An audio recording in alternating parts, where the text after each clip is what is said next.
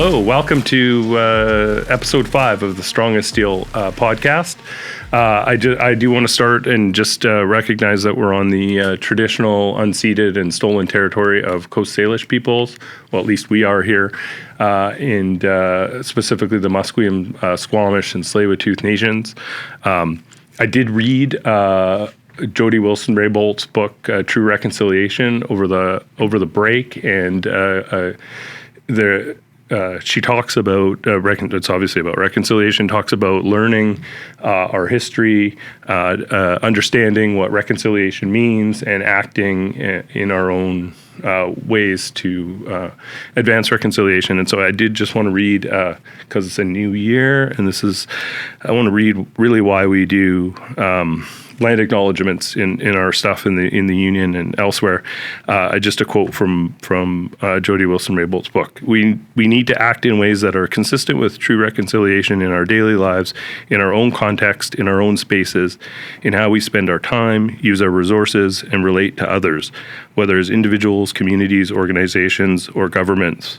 We need to each play our part, fulfill our responsibilities, and be forces of change. And so that sort of struck me as a better explanation than I've been giving as to why we do land acknowledgements. It's to remind us of that we need to learn, understand, and act in our own ways towards reconciliation with Indigenous people in our country. So having said that, I'm Scott Lunny. I'm the director for the United Steelworkers, District 3, and I think I already said, welcome to episode 5 of the Strongest Steel podcast.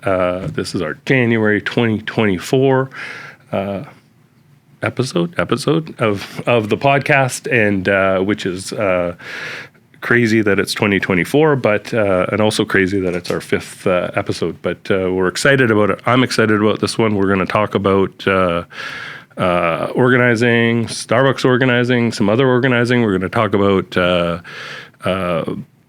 how the union can relate and adapt and appeal to or include younger workers, and I'm excited because it's not me that's going to talk about that. We've got a bunch of folks that are going to talk about that today. So we have Frederique, and then online we have Izzy and Maddi and Q, but I'll let each of them introduce themselves just quickly. Maybe we can start with you, Fred. Hi, my name is Frederique. I'm a former Starbucks employee, and I organize the Dunbar location. Okay. Shouldn't be a former Starbucks employee. Should be a current Starbucks employee, but we'll get into that. Maybe we can go to our folks joining online. Maybe start with Izzy. Yeah, sure. Hi, everyone. My name is Izzy Adachi. I use she and they pronouns. I'm a former Starbucks partner, current D3 organizer. When I was organizing in Victoria, when I was working at Starbucks, I organized the Douglas Street location. Awesome. Well, stick with Starbucks and go to Q. Yeah. Hi, I'm Q. I'm use they them pronouns. I'm coming to you from Treaty 6 territory in the Edmonton area. I organized my store Beaverbrook Plaza in Sherwood Park, as well as assisted with the other two up in our area here at Amberley Way and Terrace Plaza. Awesome. Thanks. And it's not just Starbucks. We'll go to Maddi. Hi, everyone. My name is Maddi. I use she and they pronouns, and I work in healthcare. I'm the plant chair and health and safety chair for my work site, and I've just recently started a Next Gen committee in my local. Awesome. So, yeah, and Next Gen, for those of you who don't know, in the steelworkers world is our younger worker programs and things like that. It's everybody younger than me, I think, is the new age. No, I think it's really like 35 and under or something like that. But I think we have well under that age here today represented. So that's great. So I just wanted to start just asking folks, and maybe each of you, just, to quickly talk about, what you think about your experiences with the union so far, just like, starting thoughts about, how things have gone with the union or what you think about the union, and just in relation to anything that you've done and so far with the union. So maybe we can start with Maddi. Go ahead. Go in reverse order. Yeah, sure. So I've been sort of actively involved in the union for 4 or 5 years now, and prior to getting involved with the steelworkers, I knew very little about unions and what they did. I kind of had the bare bones history, and that was about it. And I was really apprehensive about having the United Steelworkers as the union that represented my healthcare local, which cared for high-risk kids. However, since getting involved, I have seen an astronomical positive influence in my work site, and I've had the privilege to just attend and participate in all of the wonderful things that our union specifically, but just unions as a whole, can do, including community events and the labor movement in general. Yeah. That's great. I want to flag something you said, Maddi, just for everyone else, because we still call ourselves the United Steelworkers, right? And we have USW as an acronym, and there's been some other unions that have kind of rebranded themselves to sound like I don't know, like insurance companies or something like that. Like I know that happened a lot in the European or the British unions. They call themselves stuff like Community, and we have Unifor and stuff like that in Canada. But the steelworkers kind of kept that historical tie to the steelworkers intentionally when we rebranded. I don't know, 10 years ago or 15 years ago or whenever it was. I just wonder if that does scare people away from the union, because in Western Canada, as folks know, we do have some members that are in the steel industry, but we have members that are in lots of other industries in Western Canada. We're not really a predominantly steel industry union in Western Canada, and actually in Western North America, really we're not really. That's kind of a northeastern part of the continent, part of our union these days. So anyway, I just want to flag that because I wonder if other folks have thoughts about that as we kind of go around. So Q. So definitely been really interesting because we were starting pretty much ground up in Starbucks, and there was a lot of, before we emailed and got information back from you guys about just trying to figure out what there was. There's a lot of really confusing, also a lot of stateside information that doesn't necessarily apply up here. Lots of things that reference the National Labor Board, for example, which isn't a structure here, or at least for our industry, isn't a thing that we have to deal with. Little things like that. So, to have that process really streamlined by people who know what they're doing and give us the advice that might not be in the law as well. Hey, another example for that is 40% need card signed to go to a vote, but you don't want to just count your 40% and then vote. You want some wiggle room, and having that advice given to us was really helpful in the very early phases. Yeah, no, that's great. I mean, labor relations in Canada is complicated because we have every province has their jurisdiction, and then we have federal jurisdiction, and like retail, and most industries not federally regulated, but there are federally regulated industries as well as provincial, and it's different in BC to Alberta to Ontario to Quebec, and way different from what goes on in the U.S. So, yeah, there is. One of the things we always say is we know that stuff. We don't necessarily know your workplace, but we know that kind of stuff, like the labor law and how to organize and things like that. So, okay, Izzy, over to you. Yeah, I mean, I'm from a family where unions are very much, or have always been a presence. My great-grandfather was a union organizer, and every generation since then has been involved in unions in some way. And so I got involved with steel when I was working at Starbucks, and we were having a number of health and safety issues as a result of COVID-19. And we realized that alone as just solo workers asking for, better protection, we weren't going to get very far. But if we had, a lot more power in our corner, we would be able to, keep ourselves safe. And that is what wound up happening, is that we got our card signed, and pretty soon after we had our first certification, all the Starbucks in the country wound up getting better, like, health and safety mechanisms. Like, they got better masks, they got face shields shipped out. So, I mean, for me, that initial, that was a huge win just like right away, where we didn't even have to go into bargaining. It was just like that threat of like, oh, we are actually going to work towards better health and safety in our workplaces ourselves. And Starbucks had to take notice of that. So I think, overall, Steel's been really positive for Starbucks workers, not just in the unionized stores, but in all of them. Cool. Awesome. Yeah. Thanks, Izzy. All right. I'm going to go ahead and agree with Izzy. One of the reasons we unionized at the Dunbar location was because of health and safety issues, and the threat of us unionizing and then it actually happening. I think within a few days, Starbucks had come in and fixed every single safety concern we had laid out, which was previously something they hadn't done. But the other thing I will say that surprised me, kind of like what Q was talking about, is how quick to answer questions the union was and how responsive the organizers that I was talking to were. And that was really helpful when we had questions along the way of, how many cards do we need to have signed? What's the best approach to do that? What information can I give people so they can make their decision on the union?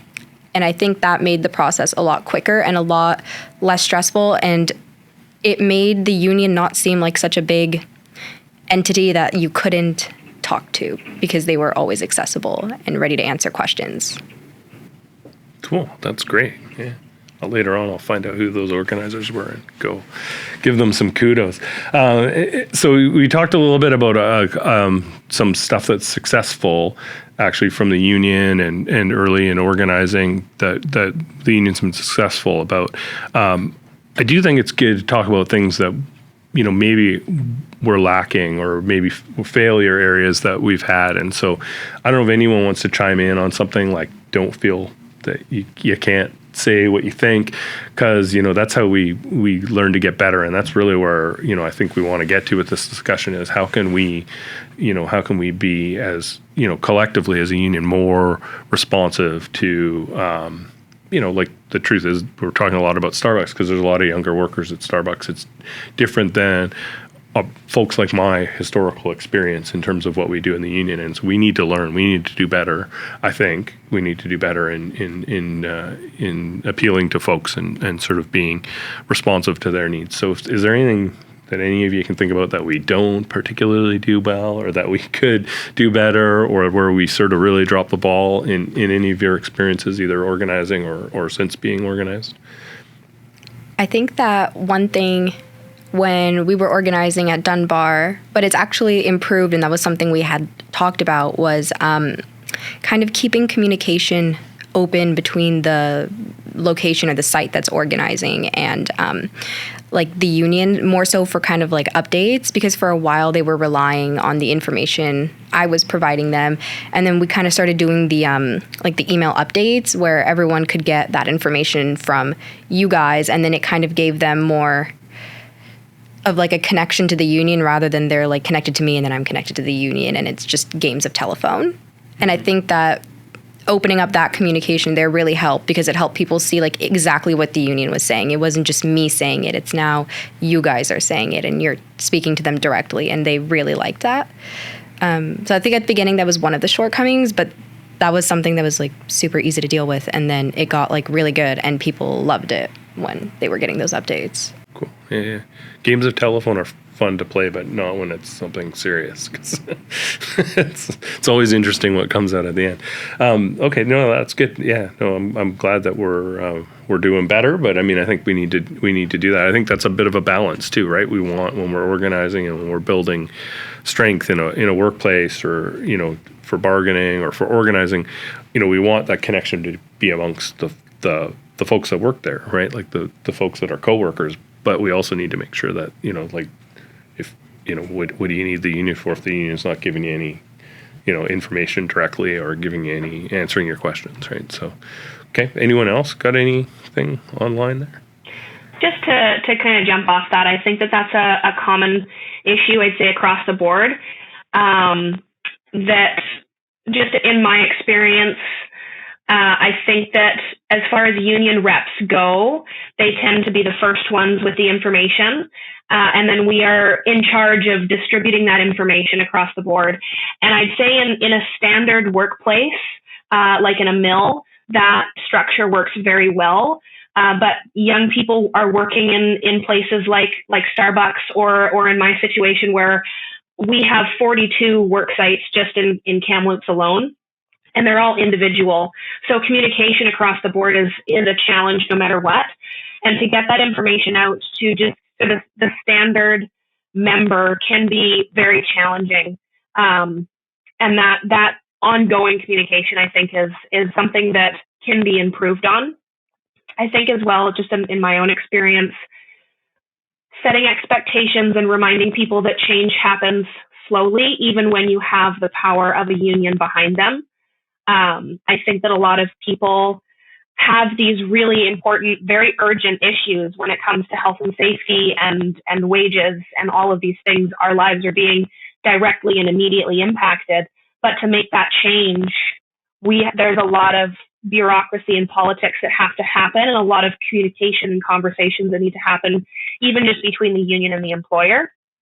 And that change can happen very, very slowly in some cases.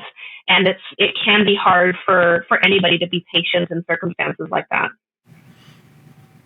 Yeah, no, that's a great point, Maddi. I mean, we get used to, as union reps, and we're dealing with collective bargaining and collective agreements and arbitration processes, and it's legalistic, it's slow, it's, there's all sorts of things that go on. We get used to that, and I think sometimes don't realize that, that's like a couple weeks, a month, a couple months is a long time to somebody who's got a real world problem in their workplace. And, sure, we're getting it resolved and we will get it resolved, but that's a long time, right? So, that's a really good point.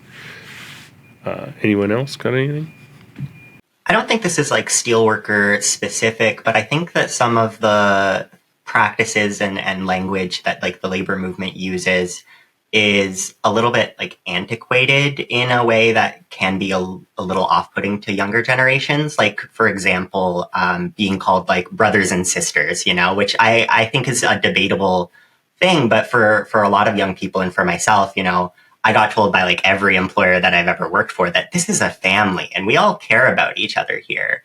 And so it loses a little bit of that like meaning. And like after learning about the history, like, yeah, I understand why people in the labor movement will call each other like, brother or sister. But I think without that context, it can be really hard to sort of cross that barrier, I guess. Yeah.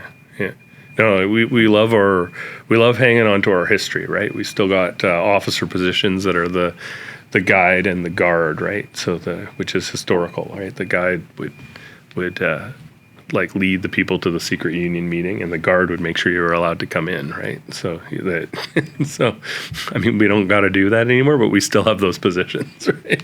We still have a benediction in our Constitution, just in case anybody wants to read out a prayer somewhere.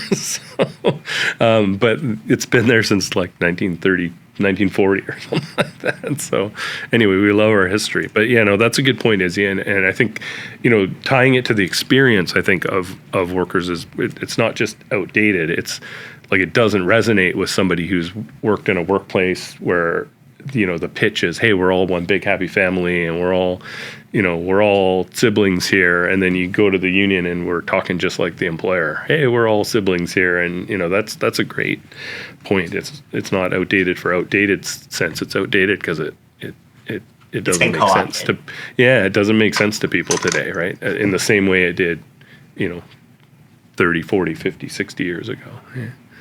Okay, I just, I wanted to, we sort of started to talk about it. I wanted to get folks' thoughts about like the process of organizing and bargaining, and like what do you think about that? I mean, it is. I got lots of opinions about where we've gotten to in the world in terms of the process of getting organized and the process of bargaining. But I don't know what your thoughts are as some folks who organized your workplaces or who are just maybe just been involved a couple times in bargaining and organizing. What do you think of that?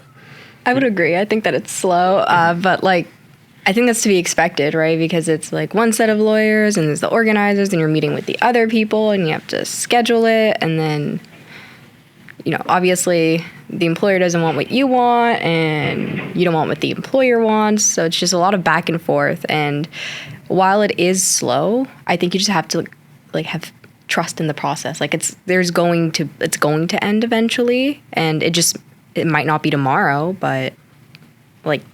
Is that surprising? Was that surprising to you that it's so slow and process driven and that there's so many lawyers?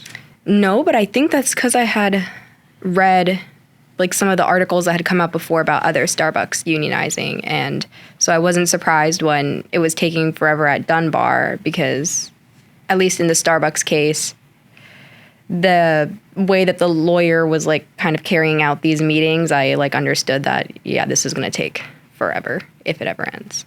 I've had the privilege to be on sort of a number of different sides for the union organizing process.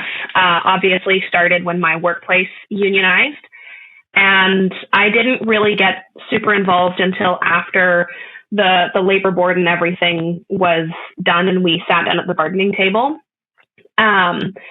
And I think now that I've been on the other end and I've participated in some organizing campaigns, I've seen some of the legal side and what some of that fight looks like from a legal and union perspective. It's not surprising at all that it takes so long, because at the end of the day, 9 times out of 10, the employer doesn't want to be unionized, and they're going to make the process as slow and as painful as possible to prevent that from happening, hoping that people will give up, I guess.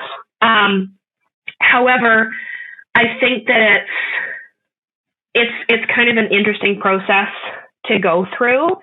And it's interesting comparing it to kind of some of the historical reasons that workplaces unionized.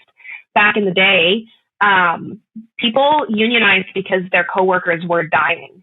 And it's an incredibly unfortunate thing to happen, and it should have never happened. But it's really easy to build solidarity when you have that extreme, tangible problem that is happening and is consistently, immediately present in your workplace. Whereas now we have come so far in our health and safety language and labor law that is a rare occurrence, which is a huge positive, but it makes organizing new work sites with less tangible issues a lot more challenging. It becomes almost more about the relationship that you're building with each individual person and what are their individual experiences and subjective problems, which makes it a lot harder to build solidarity around when the issue is the same, but the experiences can be so different from person to person. That's good. Yeah, that's an awesome point. Again, that from LDS, right? The history stuff. I'm reading Ravenswood right now to finish up the last of my leadership homework. So it's fine. That's good. Yeah, we're waiting on your leadership homework. Yeah, you'll have it today. Maddi is in Leadership Development Scholarship, which is a program we have in the Steelworkers, which is great. We're able to put a handful of people in each year, and you go for 4 years, and you have to read books and do homework, but you also get to go down to our training center and meet lots of people from different districts and take courses and stuff. So yeah, unfortunately everybody doesn't get to do leadership development, but Maddie's fortunate to have gotten in there, and I'll be able to report to Lisa Jordan that you're learning something. So I definitely am. Good. Yeah. The historical information that you get from leadership is really fascinating, especially when you get the chance to apply where that history was and to where it's come now, and how that impacts the way that we change, the way that we organize, the way that we build relationships, and even the way that we mobilize our current members. Yeah, for sure. We were able to take the staff from District 3 down to Linden Hall. That's where the training center is. And and do our regular staff meeting stuff, but we also got Lisa and others out of the international office to give us some history lessons and just history of the region, around Pittsburgh, and the organizing of the steel mills, and some of the, like, to Maddie's point, like, folks that got killed trying to organize their workplace, folks that were getting killed in their workplace and then getting killed trying to organize their workplaces in those in those areas. It's an amazing, you learn a lot anyway, every time, and so I do too every time, learn about that kind of stuff. Yeah. Okay, what were we talking about? Oh, the process, the lengthy process and the lawyers. Like, I don't know, Q, did that surprise you, the process and the lawyers and the back and forth? It wasn't so much surprising as, like, our expectations, I think, are still working on corporate timelines of immediate top-down decision making for all of its problems that come along with it. And so actually being able to talk back takes time, for one. But the other thing here is, like, talking to people in Starbucks. It's like, yeah, our first contract in Calgary for Calgary was, I think, a 6-7 month process, and that felt like an eternity to us. But you talk to some friends that tell us, and, like, that's a short one, guys. And so as we move forward with this sort of stuff, it's going to be a learning process all the way through. Yeah, no, for sure. Well, that's good. Izzy, I don't know, you had any thoughts on that? I don't think it wasn't surprising to me, but it was frustrating for myself. And I think a lot of people, it is kind of an off-putting thing, especially in, like, the areas that I organize in, which is generally, like, the lower paying, like, minimum wage-ish jobs in, like, food service or retail, because people don't see themselves as working in those jobs for very long times, even when they are going to be working in those jobs for a very long time. Like, I think about when I was in, like, right out of high school, when I started working at Starbucks, and I brought up, like, the concept of a union to my coworker, and she was like, oh, well, I'm not going to be at Starbucks, like, for that long. I don't think we're going to need that.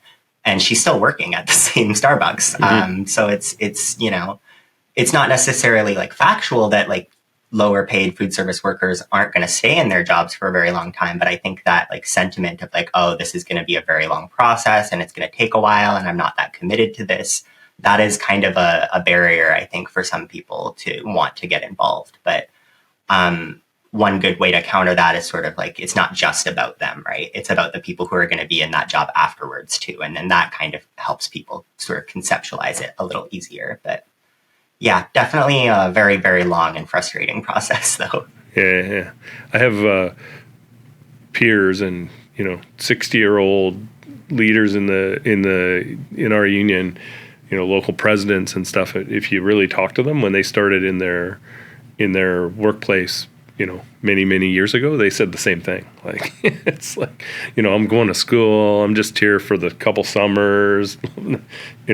50 years later, they're still there, right? So yeah, no, that's a true thing, and I think it is true. We gotta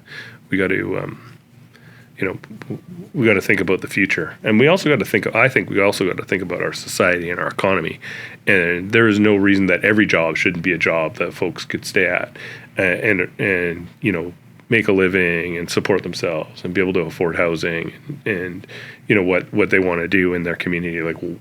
Like as a society, we got to step back and say, like what, something's wrong when there are jobs that people can't survive on out there, whatever those jobs are, right? And so I don't know, like, I'm a bit biased. I think the union is the solution to that. There may be other solutions to that we need to think of as a society. I'm sure there are, but one of the solutions is more unionization. It's more folks who unionize. People were barely surviving 80 years ago when they joined unions in industrial workplaces like the steel industry and the forest industry and the auto industry, and now those are good jobs, right? With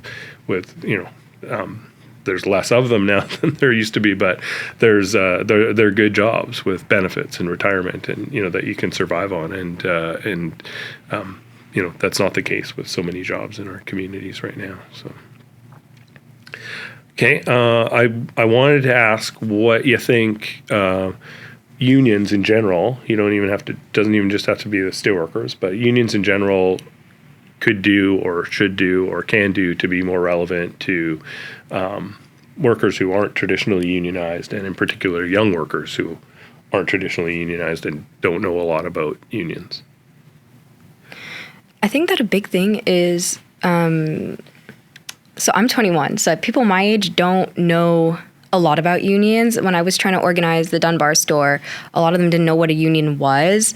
So I had to start like ground up trying to explain what a union is, how the union can help. And then when they were unsure, before Starbucks, I was at BC Liquor, which is also unionized.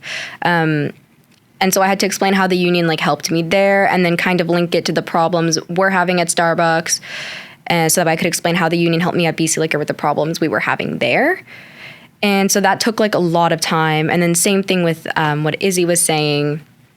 A lot of people don't think that they'll be there long enough. So like, oh, by the time we get a contract, the union's not gonna like matter anymore because I won't be there. So like, why should I like put my vote in and risk my job? And then I think that's like a big thing that people kind of like gloss over.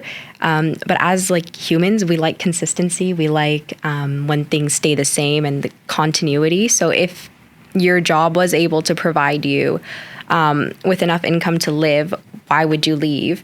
Talking to my mom over the break, that's something right out of high school. She started working at Costco, and her plan was, I'm going to work and I'm going to go to school. And then, you know, why, once you're making money at work, why do you want to leave? Why do you want to go to school? Because now you're going to be making less money. Life is going to be more stressful. And so she ended up having to go to school when she was pregnant with me because now she couldn't work. So I think that the argument of, oh, I won't be here anymore is kind of, it's difficult because it's not in our human nature to just jump from thing to thing. Our brain likes consistency. It likes when things stay the same. And so if you could have your job that you like, that you know, that you're familiar with, that's in your comfort zone, why would you leave it if you didn't have to? Yeah, that's a good point. I know, like, do they still tell, like, I sound like an old man now, but do they still tell you, oh, expect to have, like, you know, a whole bunch of jobs in your life? And, you know, like that, when I was coming through school, that's what they always said, like, the days of, you know, having one job for your whole career are gone. You got to expect to have, like, 15 different jobs, or I can't remember what the number was. Like, they almost, like, were, I don't know, like, trying to, like, train us to think that we shouldn't expect to have a stable job. Like, do they still say that? Yeah. Yeah, that's still a thing. Yeah. Sort of like building up this expectation that you shouldn't expect to have stability and like a job that you can like spend your, you know, like build your life around. You should expect to have to bounce around and struggle to, you know, like, I don't know, like, anyway, sorry, that's aside, but I think that was a great point. It's like, go Q, sorry. No worries. The other version of that now is even just don't expect your one job to actually be able to pay for life, in terms of like all the gig economy stuff, as well as like if you have a hobby, you have to somehow monetize it in order to afford the hobby. Even the newer version of that pressure is you can't do sewing on the side unless you're also selling it in order to afford the supplies to keep doing that sewing stuff on the side for fun. So Yeah, like expect to have, not just expect to have multiple jobs over your life, but expect to have multiple jobs at the same time in order to. Yeah.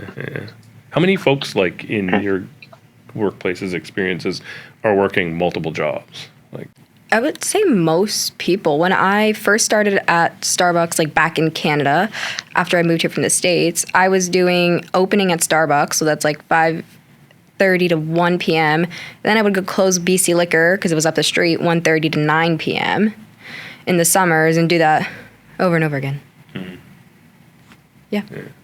Yeah, when I was working at Starbucks, I always needed to subsidize it with something else, and I think most people did. For us in Victoria, it was usually student loans or living with your parents still. There were a few people who also had a couple of jobs. Like we had one lady who worked with us who was actually a nurse, and so yeah, that it's not really feasible to try and afford to like live a life on minimum wage alone. So if you're working a minimum wage job full time, it's like you're also probably working a second job or are on some sort of like loan or are being supported by someone else. It's really, really hard to just like have a stable standard of living, finding rent that you can afford at the minimum wage pretty much anywhere in Canada right now. even in Alberta, we have people working in our stores who are on the other side. They've got their degree, they're doing teaching or nursing, but they're still in the store on the weekends to make ends meet in and around here. So also the lack of stability, even in the professions. Even at my workplace, where we get paid well above minimum wage, I would say probably half of the people I work with have other, in some cases, full-time jobs. We work 12-hour shifts. I know people who will work an overnight awake at my company and get a few hours of sleep and then go work like an 8-hour day at a different job. And it's just wild. A lot of people I know they go to school at the same time. They try to cram their homework into their 12-hour shift while the kiddo that we work with is asleep for a couple hours. It's the juggling of just trying to maintain consistent income is an incredible challenge that I think everybody struggles with, even when they're working sort of more prestigious jobs that do pay well above minimum wage. One thing to add on to what Maddi is saying, one thing I was told before, or I guess after I was fired from Starbucks, is that some people thought I was too quiet when I was working during my finals season. I wish they had brought this to my attention. It's because in my head, while I'm making coffee, I am running through 600 different medications, what it is that they do, their drug class, their drug family, what you can't combine them with, can you take them when you're pregnant? Because I have to know all of this, and I don't know which ones I know, the brand name, the generics, but I do this while I work, because if I'm working an 8-hour day, then I have to go to class, and then I go home. I have to sleep because it's like an hour commute on the bus to work and to school both ways, so it's like 4 hours a day. I don't have time to do it anywhere else. And so, yeah, you find yourself like doing all your jobs at once, like Maddi was saying, where you're working full time and then you're doing 12-hour shifts and still trying to go to school. And I think that that's a lot for any one person, and that shouldn't be the standard. Yeah. Here. Yeah. And so, yeah, I guess we should have mentioned that Frederique organized the Dunbar store. The Dunbar store closed. Most of the folks from Dunbar, I think all the folks got jobs elsewhere, and then Starbucks fired Fred for, some trumped up stuff. I'm going to get another lawsuit, aren't I? Some trumped up BS.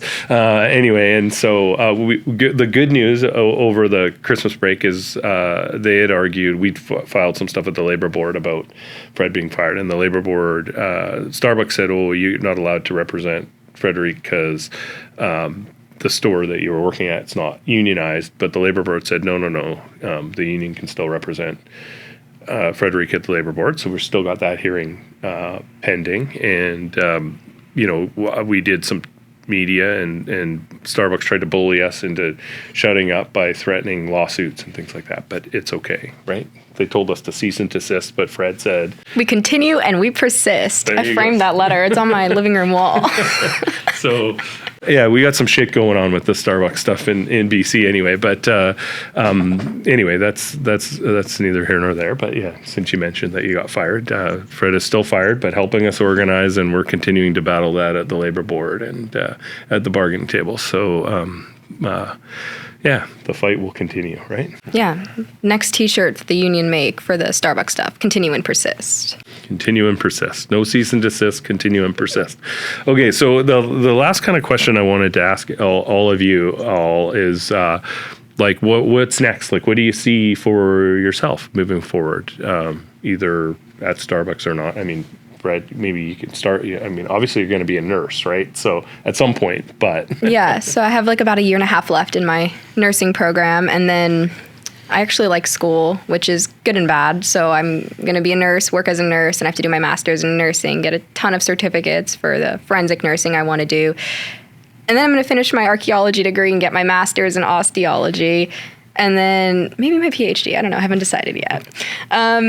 So I have a lot of school to do. But one thing that I've really learned that I've liked throughout all this is I like labor law, and I really like learning about it, and I like the organizing process and the solidarity that it does build in the site itself. I know at the Dunbar store before, we weren't super close. After we unionized, we were super close, super strong. We had like the group chat every day. Everyone was more supportive of each other because we felt like we had a common goal to work towards.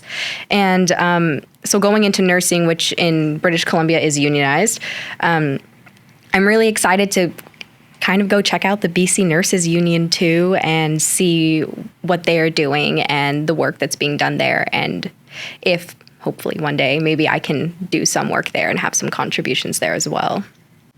Cool. Yeah. So, and just so you know, like teaching assistants and those kind of folks can organize too if they're not already organized. So, if you're doing your PhD and all that. So, anyway, so that's great. I think it's remarkable.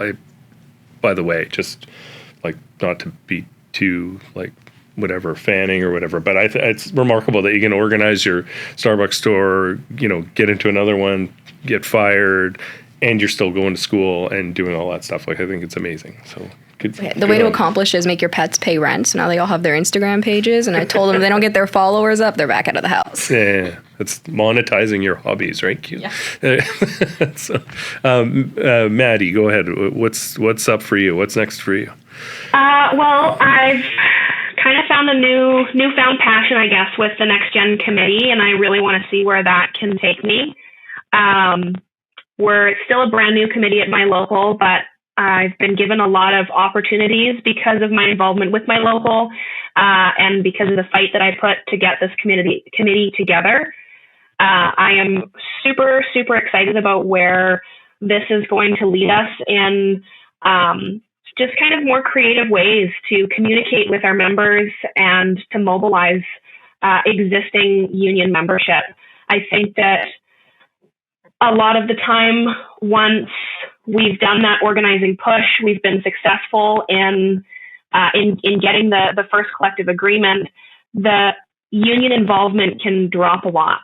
And a big part of that is because during organizing, we have the full strength of the whole district and the international behind us to try and push for that first collective agreement and to get it done. And after that, it depends very heavily on how involved the worksite is. Do they have, the plant chair, the health and safety committee? Do they have involved stewards who know all the information? And if you don't have everything set up at that, as far as the foundation goes in each worksite, then it can fall short very quickly. And so that's kind of my new direction is I want to see how do we, as a local and as a union, improve that so that the foundation is there. Our members feel like they are part of the union. They are part of the membership and not just individuals who can choose to have the union represent them when they're in sort of dire straits. Wow, that's awesome. Yeah. Good. Do that. That'll be great. And then let us know. I'll definitely keep you posted. Let us know all the things to do. Yeah. So Izzy, what's up for you? What's next for you? Yeah, I mean, obviously continuing to build power with Starbucks workers is always on the agenda. But one thing that I've been really passionate about and thinking a lot about is like thinking about the issues that are affecting the working class in a more holistic manner and thinking about how the union and how like the community can come together to deal with like issues of affordability. And maybe this goes back to the last question about how unions can be more relevant is that like I think that unions should be handling or attacking things that not just at the employer level, but like housing affordability, food insecurity. And I think Steel does a lot of work on food insecurity actually through our like food bank donations every year. But how do we go further with that? And like, how do we like make this into a like connected issue that people can see as like something they can work on? So really kind of trying to combine like that, like community organizing aspect with the labor organizing that I'm doing, I think is something that I'm interested in focusing on. But ditto to what I said to Maddi. That's awesome. And let us know how it works out.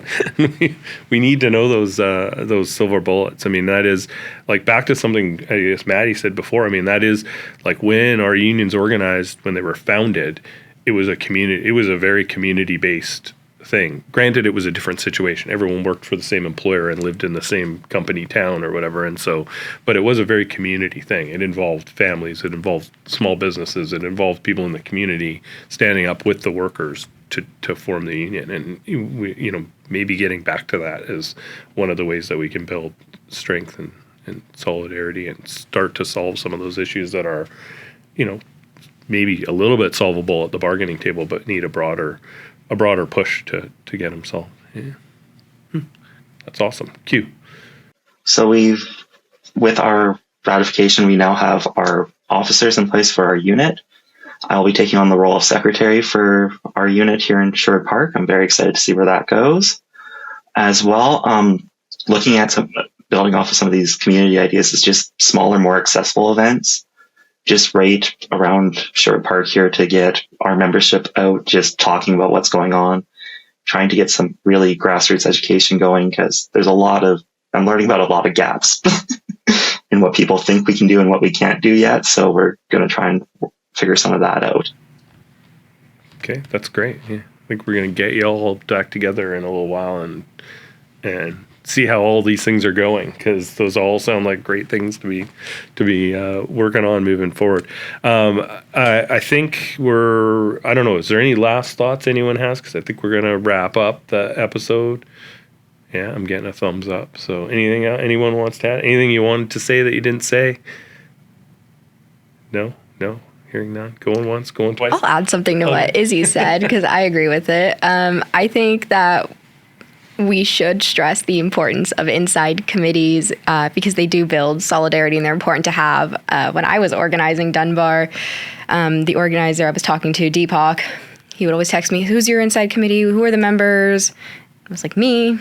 It's just me." Until we got the union certified, and then we were able to form a bargaining committee and people felt comfortable. And I think that goes back to kind of bigger issues like what Izzy and Maddi and Q had said, of informing people of their rights in the labor code, and that your employer can't get you in trouble for organizing, which was a big fear for the Starbucks baristas partners and supervisors, just looking at Starbucks in the States, and you don't want to lose your job. So I think that kind of stressing that if you're part of the inside committee, that doesn't make you more susceptible to, I guess, your employer's disagreement with the union in Starbucks' case. So yeah, I agree with all you guys on that. Cool. Yeah. Notwithstanding that they fired you. But we're dealing with that, right? Yeah. We continue, we persist. That's all we can do. Speaking of Deepak, I think that we do have a short little pitch from Deepak, who's our Next Gen coordinator in District 3, about the Next Gen conference, which is coming up in March in Pittsburgh. So here's a message from Deepak. Hey, thanks, Scott. That's what we just heard from our young workers. They really feel empowered and inspired, and it is a great way to mobilize and organize a lot of young workers. And I want to continue that trend. We want to continue to inspire and empower all our young workers and next-gen activists across our district. And I want to talk about an upcoming opportunity for a lot of our young workers, next-gen activists across our district. The second ever International Next Gen Conference will be happening in the first week of March. What a conference to be at.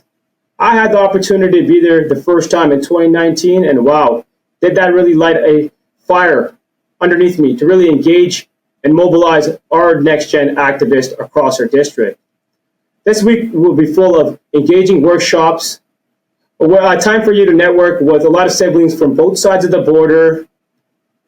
There will be a day of community service, and who knows, a lot of special surprises along the way. And the only way to find out is to really be there. Get out and really participate. We need you to get to your locals, pass motions, and hopefully you can see all you guys out there. Okay, so I just want to thank you all, Q, Fred, Maddi, Izzy, for being here. And okay, look at that camera. Okay, and I think it was a great discussion. We probably could keep going on that discussion, but I really appreciate you being here and your input and all you've done for the union in helping to organize and bargaining and getting involved in our union. It means a lot, and it is really really appreciated by us. I mean,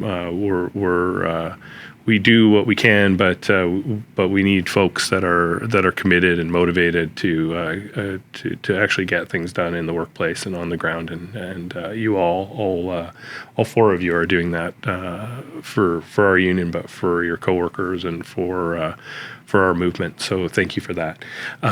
This has been episode 5 of the Strongest Steel podcast, and so please, if you're a regular listener, keep listening. If you have friends and family, get them to listen.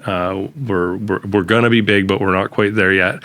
So we need more listeners, more subscribers on all the podcasty places that you can go. I actually saw it on my little podcast app. It came up and it looked pretty cool. So just please do that. Let everybody know. Follow the Steelworkers on Instagram, Facebook, and X. Yes, Brett's giving me the thumbs up. And we are still ultimately at some point going to take some questions and answers that we're going to take from folks who can just email them in. So email in any questions and answers, which is d3comms@usw.ca. So D the number 3 comms@usw.ca. And you can send questions, and in future episodes we're going to do a little bit of a Q&A. So thanks for listening or watching or whatever, and this has been the Strongest Steel podcast, and have a great January.